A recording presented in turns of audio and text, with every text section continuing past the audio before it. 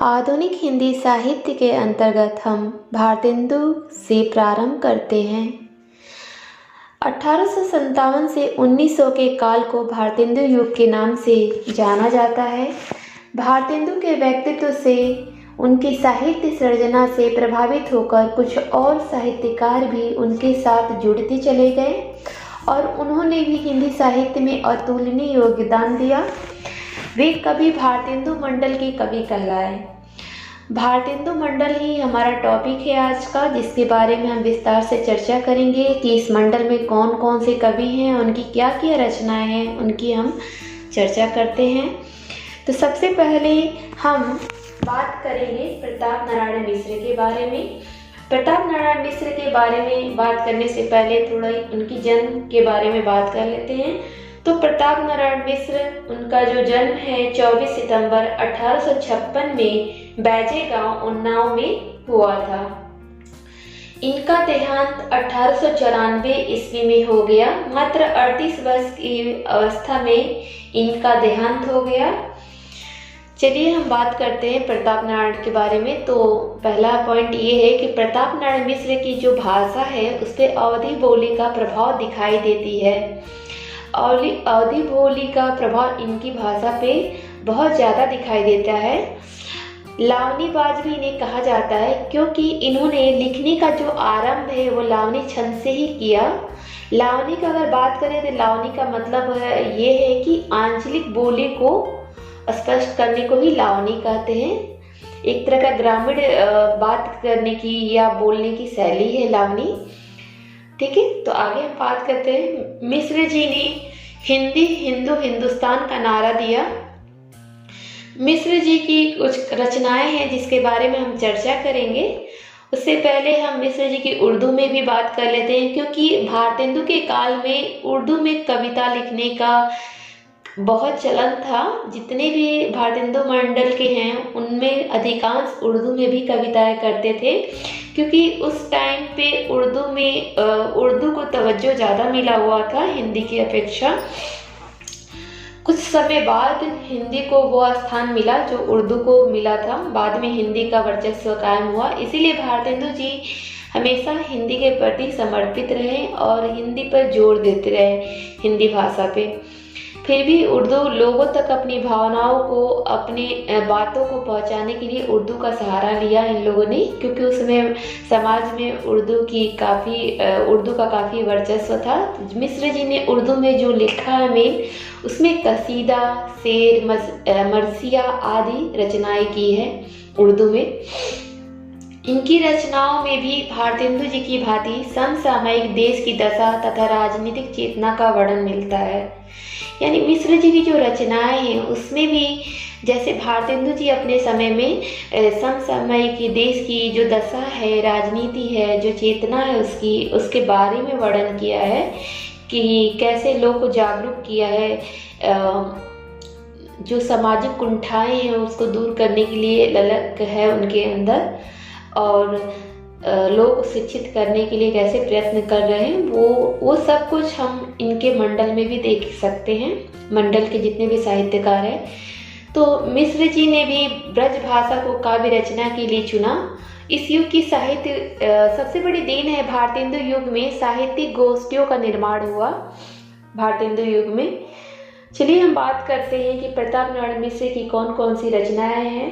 तो प्रताप नारायण मिश्र की रचनाओं में प्रेम पुष्पावली, मन की लहर, लोकोक्ति शतक, श्रृंगार विलास, हर गंगा, तृप्यंता, रसखान शतक, ये इनकी काव्य रचनाएं हैं जो परीक्षा उपयोगी हैं, कई बार पूछे गए हैं और एग्जाम्स में इसी में से आते हैं। आगे हम बात करते हैं, इन्होंने एक मासिक पत्र निकाला जो बहुत ही प्रसिद्ध है अपने टाइम का, ब्राह्मण के नाम से। ये जात से भी ब्राह्मण थे और ब्राह्मण के नाम से ही मासिक पत्रिका निकाली। ठीक है, उसका इन्होंने संपादन किया था। इन्होंने एक संस्था की स्थापना भी, संस्था से जुड़े थे। तो प्रताप नारायण मिश्र जो हैं रसिक समाज से जुड़े हुए थे। रसिक समाज से जुड़े हुए थे। भारतेंदु की ही है, लेकिन इसके सहयोगी थे रसिक समाज के। और नाटक सभा की स्थापना की थी प्रताप नारायण मिश्र ने। कहानी संग्रह की बात करें तो प्रताप नारायण मिश्र जी का एक कहानी संग्रह भी है जिसका नाम है सती चरित्र। इन्होंने प्रताप लहरी में अपनी प्रतिनिधि कविताओं का संग्रह किया। उर्दू कविताओं का संग्रह है इनका, जिसका नाम है दीवाने बेरहम। नाटक जुआरी खुआरी, नाटक में इनका जो प्रसिद्ध है, बहुत सारे नाटक लिखे हैं, लेकिन जो इनका प्रसिद्ध है एग्जाम्स में पूछे जाते हैं, उसमें जुआरी खुआरी, कली कौतुक, भारत दुदशा, दूध का दूध और पानी का पानी, हठी हमीर, कली प्रभा, बहुत ही सराहनीय है। निबंध संग्रह की बात करें तो निबंध संग्रह में निबंध नवनीत, प्रताप समीक्षा, प्रताप पीयूष, इनका निबंध संग्रह है। कुछ साधारण विषयों पर भी निबंध लिखा है, जैसे बात, बुढ़ापा, दांत, रिश्वत, धोखा, बंदरों की सभा, भाव, मिडिल क्लास। ये साधारण विषयों पर भी बहुत अच्छा निबंध इन्होंने लिखा है और ये सिलेबस में कहीं ना कहीं पढ़ाए जाते हैं इनके ऐसे निबंध। प्रचलित कहावतों पर आधारित कुछ निबंध लिखे हैं, जिसमें ज़्यादा जो फेमस है, प्रसिद्ध है, सराहनीय है, उसमें है समझदार की मौत, मरे को मारे। ये इनकी प्रचलित कहावतों पर आधारित निबंध है। प्रताप नारायण मिश्र के बारे में जैसा मैंने आपको यहाँ पर एक्सप्लेन किया, तो ये इनकी विशेषता है प्रताप नारायण मिश्र की। इनमें हिंदुत्व का वर्चस्व देखा जा सकता है कि इन्होंने थोड़ा सा, भारतेंदु ने कहीं पर धर्म को, जाति को लेकर वर्णन नहीं ज़्यादा जोर दिया है, मतलब धर्म के प्रति, लेकिन प्रताप नारायण मिश्र में हिंदुत्व का थोड़ा वर्णन दिखता है। इसीलिए इन्होंने हिंदी हिंदू हिंदुस्तान का नारा दिया। दूसरे हैं इस मंडल के विशेष में बद्री नारायण चौधरी उपाध्याय प्रेमघन। बद्री नारायण चौधरी उपाध्याय प्रेमघन का जो जन्म है वह 1 सितंबर 1850 ईस्वी दत्तापुर ग्राम मिर्जापुर में हुआ और इनका देहांत 12 मार्च 1822 ईस्वी को हो गया। इनके बारे में हम पढ़ते हैं तो आप जानते हैं कि जैसा मैंने पहले भी कहा कि जो अधिकांश भारतेंदु मंडल के कवि हैं वो ब्रज भाषा में अपनी अधिकांश कविताएं करते थे। इनकी अधिकांश कविताएं मुक्तक व प्रबंध काव्य में लिखा गया है। प्रायः कविताओं में यति भंग मिलता है, यानी प्रेमघन की जो कविताएं हैं उसमें यति भंग मिलता है। भारतेंदु मंडल के कवियों में ये प्रमुख थे। इनके गद्य में समाज सुधार की भावना में व्यंग्य एवं हास का पूट है। इनकी रचनाओं में राजभक्ति एवं राष्ट्रीयता और देश की दुर्व्यवस्था का चित्रण हुआ है। प्रेमघन जी उर्दू में भी कविताएं लिखते थे। प्रेमघन जी उर्दू में अब्र नाम से कविताएं लिखते थे।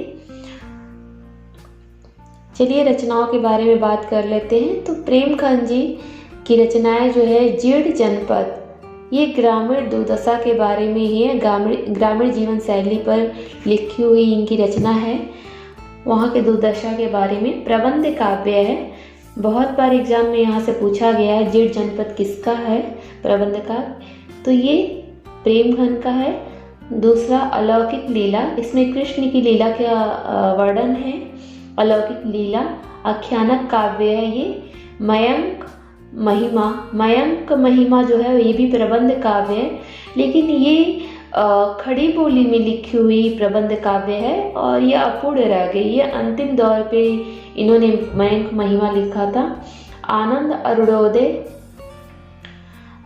अरुणोदय, हार्दिक हर्षोदर्श, वर्षा बिंदु, लालित्य लहरी, ब्रिजचंद पंचक, सूर्य स्तोत्र, भक्तिमय कविता है ये।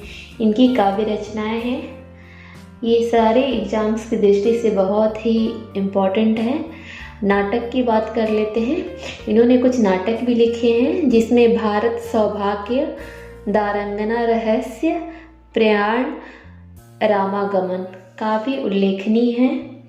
आगे हम बात करते हैं, प्रेमघन ने पत्रिकाओं का भी संपादन किया है जिसमें एक साप्ताहिक पत्रिका है इनकी 1881 ईस्वी में मिर्ज़ापुर से ही निकलती थी जिसका नाम है नागरी नीरद। दूसरा एक मासिक पत्रिका निकालते थे जिसका नाम है आनंद कादम्बनी मासिक पत्रिका प्रेमघन का है। इसमें रामचंद्र शुक्ल ने भी अपनी लेखनी की शुरुआत इसी मासिक पत्रिका से की थी। जैसा कि मैंने आपको बताया, प्रेमघन सर्वस्व में इनकी समस्त काव्य कृतियों का संकलन है। अगर आपको इनको विस्तार से पढ़ना है तो प्रेमघन सर्वस्व में आप इनकी समस्त काव्य कृतियों को पढ़ सकते हैं। तो आगे हम बात करते हैं, प्रेमघन के बाद मैं आगे बात करूंगी इस मंडल के वरिष्ठ साहित्यकार बालकृष्ण भट्ट के बारे में। अगर एग्जाम्स में ये पूछा जाता है कि इस मंडल के वरिष्ठ साहित्यकार कौन है तो वो है बालकृष्ण भट्ट। ये सबसे बड़े हैं उम्र में, अनुभव में। हिंदी साहित्य में एक नाटककार, निबंधकार, पत्रकार एवं उपन्यासकार के रूप में जाने जाते हैं। भारतेंदु मंडल के सबसे वरिष्ठ साहित्यकार व निबंधकार हैं। संयोगिता स्वयंवर जो श्रीनिवास ने लिखी है, लाला श्रीनिवास दास ने लिखी है संयोगिता स्वयंवर, उस पर लिखी आलोचना हिंदी की पहली आलोचना मानी जाती है। और इन्होंने हिंदी प्रदीप पत्रिका का संपादन किया और हिंदी प्रदीप पत्रिका में संयोगिता स्वयंवर पर समीक्षा की थी। और हिंदी प्रदीप पत्रिका में देश प्रेम का उत्कृष्ट जज्बा मिलता है इनके। हिंदी प्रदीप पत्रिका बहुत बार एग्जाम से पूछा गया है। ये इलाहाबाद से प्रकाशित होती थी जिसके संपादक बालकृष्ण भट्ट हैं। इनके जन्म के बारे में हम बात कर लेते हैं। इनका जन्म 3 जून 1844 ईस्वी इलाहाबाद में हुआ। इनकी मृत्यु 20 जुलाई 1914 ईस्वी को हो गई। इनकी रचनाओं के बारे में बात कर लेते हैं तो रचनाएं इनकी साहित्य सुमन, कलिराज की सभा, चंद्रसेन रहस्य कथा, रेल का विकट खेल, बाल विवाह, ये इनकी साहित्यिक रचनाएं हैं। उपन्यास की बात करते हैं तो इनका बहुत ही प्रचलित उपन्यास है नूतन ब्रह्मचारी बहुत बार एग्जाम में पूछा है। 1887 ईस्वी में इसका संपादन हुआ, पब्लिश्ड हुआ। दूसरा इन्होंने लिखा था 100 अजान एक सुजान भी बहुत ही प्रचलित है। 1892 में ये लिखे थे। संपादक की बात करें तो जैसा कि मैंने आपसे अभी वर्णन किया था, हिंदी प्रदीप पत्रिका का संपादन इन्होंने किया है। लेकिन सन इसका जो है 1877 ईस्वी है, मासिक पत्रिका जिसका संपादक है ये। और एक और पत्रिका है जिसका इन्होंने संपादन किया है जिसका नाम है प्रेम पुंज। इट मीन्स ये हो गया कि 2 पत्रिकाओं का संपादन किया, एक हिंदी प्रदीप, दूसरा प्रेम पुंज नामक पत्रिका का भी संपादन इन्होंने किया है। ठीक है, तो हम आगे बढ़ते हैं ठाकुर जगमोहन सिंह के बारे में। ठाकुर जगमोहन सिंह विजय राघवगढ़ रियासत मध्य प्रदेश के 1857 ईस्वी में, मध्य प्रदेश में 1857 ईस्वी में इनका जन्म हुआ था। ये रजवाड़े परिवार से थे। इनका देहांत 1899 ईस्वी में हो गया था। इन्होंने विद्या अध्ययन के लिए काशी को चुना, यानी ये काशी आकर विद्या अध्ययन करना शुरू कर दिए। ये भी बहुभाषी थे। भारतेंदु युग में जितने भी कवि साहित्यकार हैं उनको वो ज़्यादातर बहुभाषी हैं उस टाइम पे, क्योंकि हिंदी, संस्कृत, उर्दू ये तो मिनिमम 3 भाषाओं का प्रचलन था ही। बाकी अरबी, फारसी, बांग्ला ये भी बहुत चरम सीमा पे था। तो ये सारे उस समय के लेखकों को आते थे, भाषाओं का ज्ञान था अच्छा, वो दिखाई देता है मंडल में भी। जगमोहन सिंह की प्रमुख काव्य प्रवृत्ति जो है, काव्य प्रवृत्ति श्रृंगार और प्रगति चित्रण की है। जगमोहन सिंह प्रकृति से बहुत लगाव है इनको, तो इनकी काव्य में वो छवि दिखाई देता है श्रृंगार और प्रकृति चित्रण की। इन्होंने कविताओं में मध्य प्रदेश की प्रकृति का वैविध्यपूर्ण चित्रण किया है। ये भारतेंदु युग के प्रकृति चित्रण के प्रमुख कवि है। यानी क्वेश्चन ये भी बन सकता है कि भारतेंदु युग के कौन कवि है जो प्रकृति चित्रण का है, तो वो है जगमोहन सिंह। ठीक है, आगे हम बात करते हैं। और इन्होंने अलंकारों का बहुत ही स्वाभाविक प्रयोग किया है। इन्होंने भी ब्रज भाषा में काव्य रचना की है, जैसा कि मैंने पहले भी कहा आपको। सौंदर्यवादी जीवन दृष्टि एवं भाव मनोवृत्ति के कवि थे। बहुत इनका भावुक मनोवृत्ति थी इनकी। ओके, इनकी रचनाओं के बारे में बात कर लेते हैं। तो इनकी रचनाओं में जो प्रसिद्ध रचना है वो प्रेम संपत्ति लता 1885, श्यामा लता, श्यामा सरोजनी, देवयानी 1886 में, प्रेम रत्नाकर, ओंकार चंद्रिका, ये इनकी रचनाएं हैं जो काफ़ी प्रचलित है, एग्जाम्स में यहीं से पूछे जाते हैं। एक उपन्यास भी लिखा है इन्होंने, श्यामा स्वप्न। श्यामा स्वप्न जो उपन्यास इन्होंने लिखा है उसमें भारतीय ग्रामीण जीवन के माधुर्य का जो संस्कार द्रष्टव्य है वो सराहनीय है, बहुत अतुलनीय है। आगे हम बात करते हैं, कुछ अनुवाद भी किया है इन्होंने। कालिदास का रचित ऋतु संहार और मेघदूती कालिदास की कृति है। इसका ब्रज भाषा में अनुवाद भी किया है, ये इनका विशेष योगदान में है ठाकुर जगमोहन सिंह के। चलिए आगे हम बात करते हैं अंबिका दत्त व्यास के बारे में। अंबिका दत्त व्यास इन्होंने हिंदी, संस्कृत, अंग्रेजी, बांग्ला, दर्शन, न्याय, वेदांत में महारत हासिल की थी। ओके, अंबिका दत्त व्यास का जन्म 1858 ईस्वी में काशी में हुआ और इनका देहांत 1900 ईस्वी में हो गया। अंबिका दत्त व्यास जी ने अपने कवि जीवन की शुरुआत कविता वर्धनी सभा में पूरी अमी की कटोरिया सी चिरंजीवी रहो विक्टोरिया रानी समस्या पूर्ति करके किया था।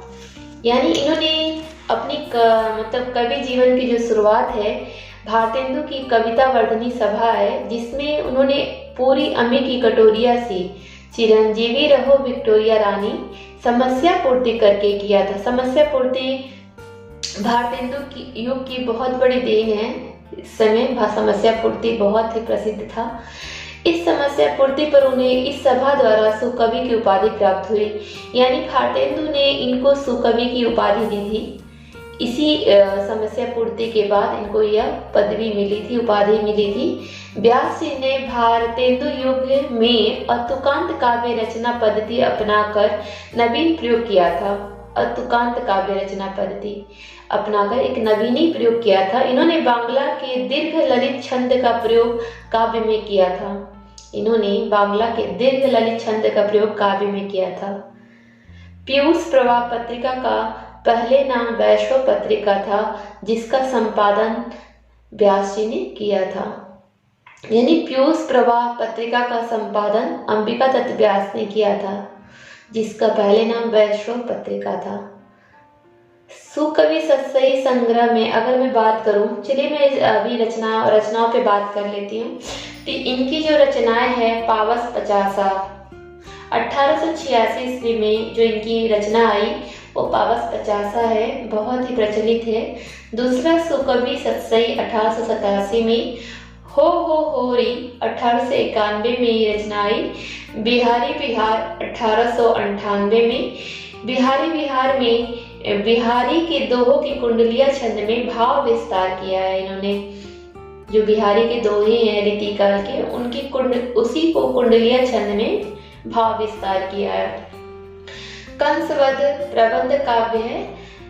मतलब अंबिका दत्त व्यास ने आखिरी वक्त, यानी आपने एक चीज और नोटिस किया होगा कि भारतेंदु युग में और स्पेशली भारतेंदु मंडल के जो कवि हैं वो आखिरी यानी अंतिम दौर में जाते जाते उन्होंने खड़ी बोली को काव्य में लाने की कोशिश की है। काव्य की रचना खड़ी बोली में करने की कोशिश की है। जैसे कंसवध प्रबंध काव्य है लेकिन खड़ी बोली में, यानी इन्होंने भी शुरू कर दिया था लेकिन ये अपूर्ण रह गया। कंसवध प्रबंध काव्य ये खड़ी बोली का अपूर्ण रह गया, पूरा नहीं कर सके। उपाधियां में इनकी बहुत सारी उपाधियां मिली, जैसे आपने सुना भारतेंदु जी ने इन्हें सुकवि की उपाधि दी। दूसरा इसमें आप बात कर सकते हैं कि उपाधि भारत भास्कर, ये भी उपाधि इनको मिली है भारत भास्कर। ये उपाधि किसकी है? तो अंबिका दत्त व्यास की है। व्यास एक खुद उपाधि है, व्यास जो सरनेम उनका लगा है वो एक उपाधि ही है। सुकवि मैंने बात कर ही ली है। एक और उपाधि इनको मिला है जिस नाम से जाना जाते हैं, इन्हें अभिनव बाणभट्ट के नाम से भी पुकारा जाता है।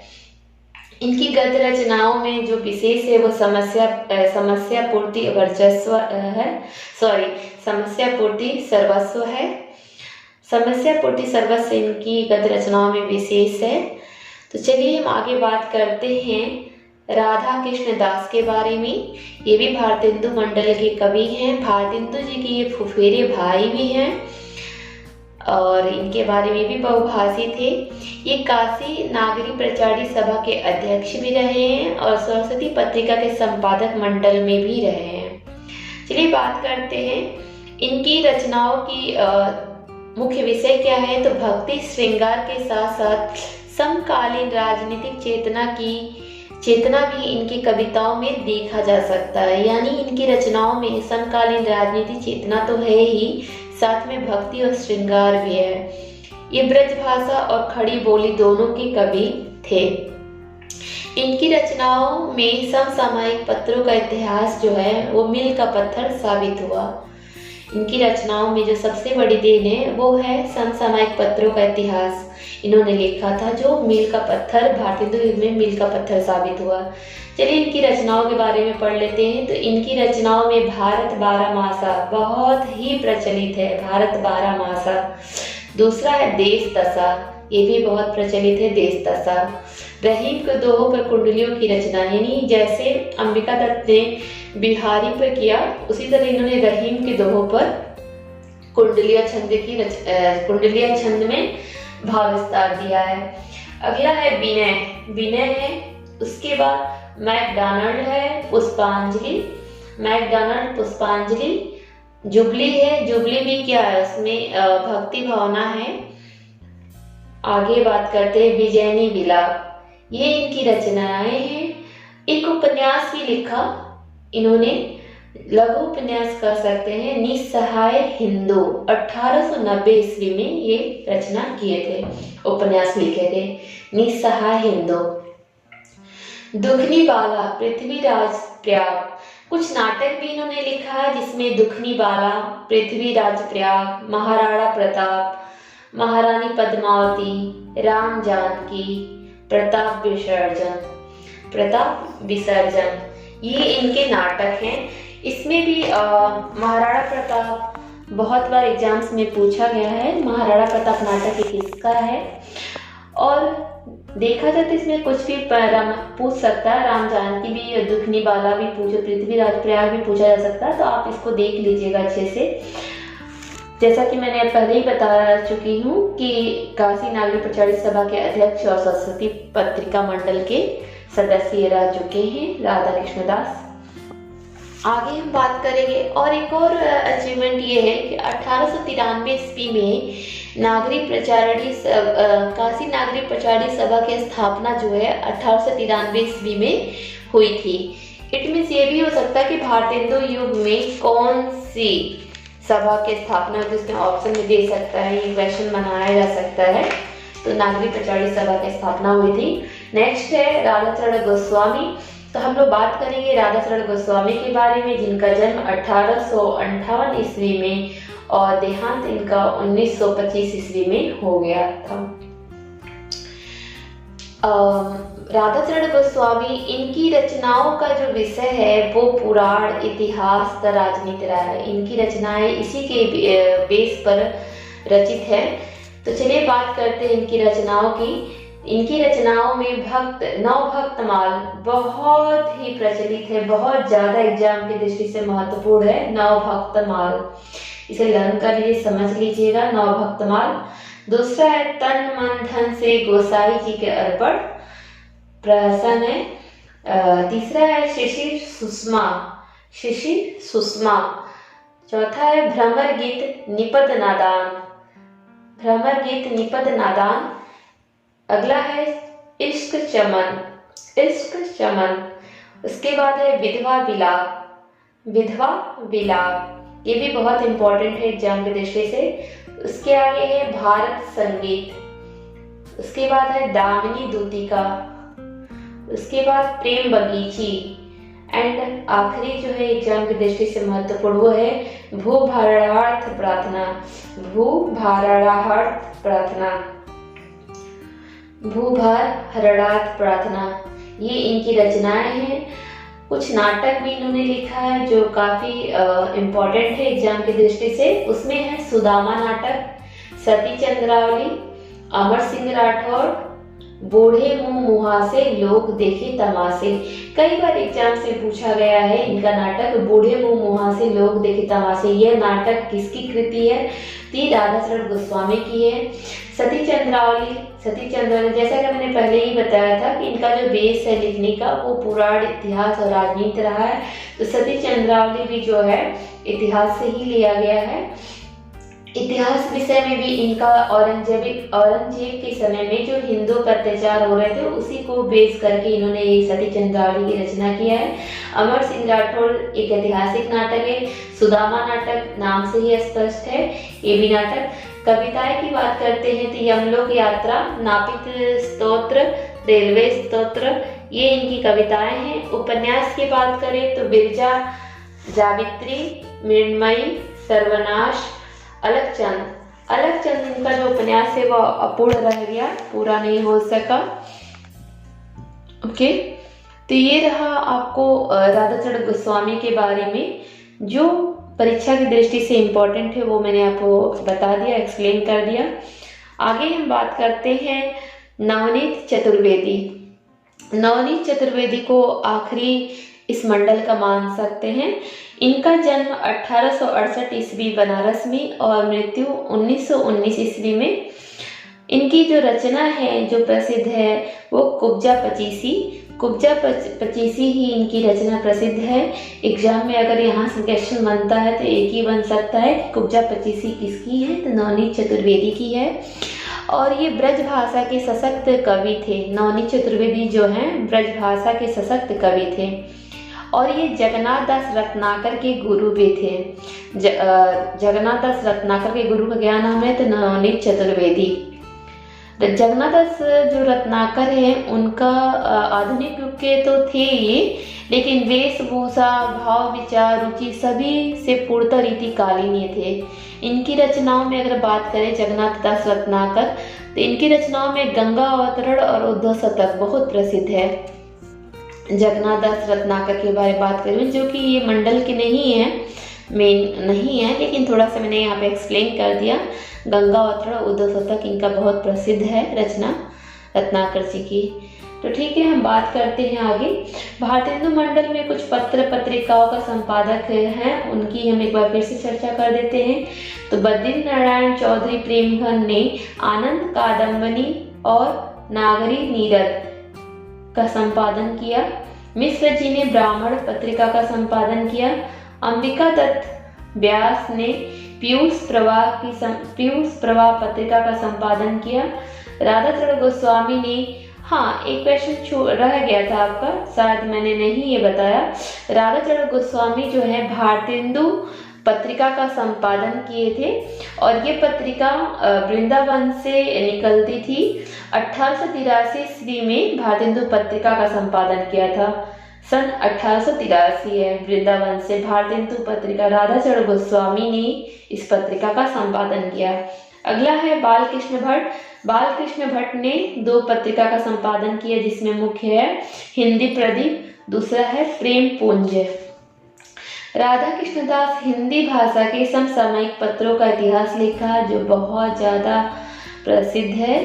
ये मील का पत्थर साबित हुआ। मैंने पीछे भी आपको बताया हिंदी साहित्य में आधुनिक युग में भारतेंदु जी ने जो पत्रिका इनका है भारतेंदु जी का, उसमें 4 है। कवि वचन सुधा, मैंने पहले पिछली क्लास में आपको पढ़ा रखी है। हरिश्चंद्र मैगजीन, जिसका बाद में हरिश्चंद्र चंद्रिका नाम हो गया। बाला बोधिनी, और चौथा है भगवत भक्त तोसड़ी, ये भी इनकी पत्रिका है। ज़्यादा चर्चा नहीं है लेकिन एग्जाम में कुछ भी पूछ सकता है। भगवत भक्त तोसड़ी, ये भी इनकी पत्रिका है। तो आपने ये देखा कि भारतेंदु जो युग है उस समय पत्र पत्रिकाओं का दौर था। मैक्सिमम लोगों ने, मतलब अधिकांश लोगों ने पत्र पत्रिकाएं निकाली। उसके माध्यम से लोगों में जो अपने विचार है जो देना चाहते थे, जो जागरूक करना चाहते थे, उसको पत्र पत्रिकाओं के माध्यम से उजागर किया। तो पत्र पत्रिकाओं का बहुत योगदान रहा है और साहित्य सृजना का। तो ठीक है, नेक्स्ट क्लास में हम एक क्लास और लेंगे आपकी, जिसमें भारतेंदु युग के अन्य जो साहित्यकार रह गए हैं, जो भारतेंदु मंडल के तो नहीं हैं लेकिन भारतेंदु युग के हैं, उनके बारे में हम चर्चा कर लेंगे। तो वहाँ से आपका वो क्लास के बाद आपका भारतेंदु युग कंप्लीट हो जाएगा। भारतेंदु युग से भी बहुत सारे क्वेश्चंस एग्जाम्स में आते हैं। तो आधुनिक काल अपने आप में बहुत विस्तार है, जिसमें से एक आपका चरण कंप्लीट हो जाएगा भारतेंदु युग, प्रथम चरण ये आपका। इसके बाद हम लोग वो क्लास लेने के बाद हम लोग द्विवेदी काल से पढ़ेंगे, द्विवेदी युग से स्टार्ट करेंगे अपनी क्लास नए टॉपिक के साथ। लेकिन उससे पहले एक क्लास हम जरूर लेंगे आपका, जिसमें भारतेंदु युग के अन्य जो साहित्यकार हैं उनके बारे में भी डिस्कस कर देंगे, क्योंकि वहाँ से भी क्वेश्चंस बनते हैं। उसमें भी कुछ लोग बहुत ही इम्पोर्टेंट है और वहाँ से कुछ ना कुछ क्वेश्चंस बनते ही हैं। चाहे आप यूजीसी में देख लीजिए, चाहे किसी भी हिंदी साहित्य, जहाँ भी आपके क्वेश्चन बनते हैं साहित्य से, वहाँ भारतेंदु युग से क्वेश्चन बनते ही बनते हैं। तो आपको पूरा अच्छे से पढ़ना पड़ेगा, तभी आपके क्वेश्चन बन पाएंगे एग्जाम्स के लिए और आपके समझ के लिए भी कंप्लीट होगा।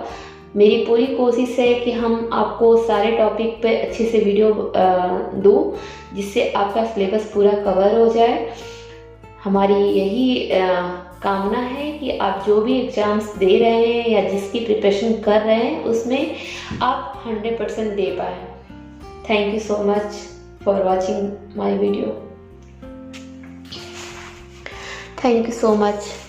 और ये वीडियो अच्छी लग रही है आपको, अगर हमारा बताया हुआ, हम लोग बहुत सारे बुक्स से पढ़े रहते हैं जिसका कलेक्शन आपको देते हैं कि आपके एग्ज़ाम्स में आपको बहुत सारे बुक में भटकना ना पड़े और आप इतना पढ़ लो तो एग्ज़ाम के लिए सफिशिएंट है।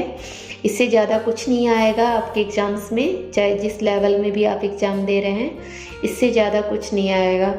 तो आपको ये लगता है कि उपयोगी है तो आप अपने मित्रों में भी ये क्लास शेयर कर सकते हैं।